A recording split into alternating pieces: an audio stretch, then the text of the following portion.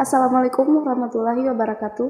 Perkenalkan, nama saya Rikawati dari Program Studi Pendidikan Guru Madrasah Ibtidaiyah dari Sekolah Tinggi Agama Islam Al-Ghazali Bulukumba.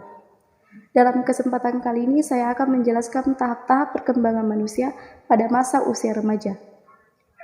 Masa remaja mengacu pada dua istilah, yang pertama remaja dan yang kedua pubertas. Periode setelah terjadinya pubertas, di mana seorang anak muda berkembang dari seorang anak menjadi dewasa, menggambarkan seluruh perkembangan remaja, baik perkembangan intelektual, emosi, dan sosial. Sedangkan pubertas berasal dari kata pubes, dalam bahasa Latin yang berarti rambut kelamin. Periode di mana remaja mencapai pematangan seksual, merujukan pada perkembangan seksual atau perkembangan. Selanjutnya, periodisasi masa remaja rentang kehidupan, masa peralihan dari masa kanak-kanak menjadi masa dewasa. Sifat-sifat remaja sebagian sudah tidak menunjukkan sifat-sifat masa kanak-kanaknya, tapi juga belum menunjukkan sifat-sifat masa dewasanya. Awal masa remaja kira-kira berlangsung dari usia 13-16 tahun atau 17 tahun. Dan akhir masa remaja bermula dari usia 16 tahun atau 17-18 tahun.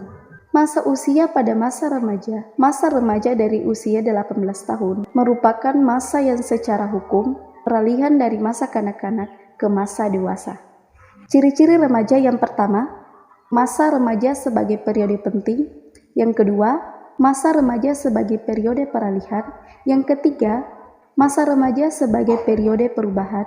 Dan yang keempat, masa remaja sebagai masa mencari identitas. Dan yang kelima, masa remaja adalah masa yang usia bermasalah.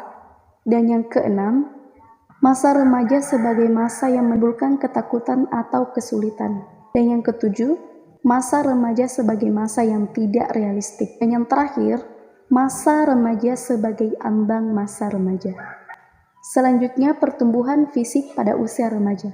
Pertumbuhan perkembangan fisik pada akhir masa remaja menunjukkan terbentuknya remaja laki-laki sebagai khas laki-laki dan remaja perempuan sebagai khas perempuan. Selanjutnya, percepatan pertumbuhan pada usia perempuan berakhir pada masa 13 tahun dan pada laki-laki berakhir pada masa 15 tahun.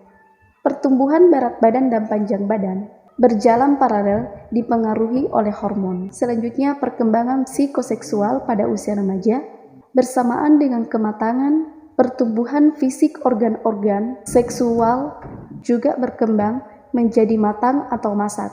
Pada masa remaja ini, nampak tanda-tanda perkembangan seksual primer dan sekunder. Selanjutnya, perbedaan pemasakan seksual pada usia remaja.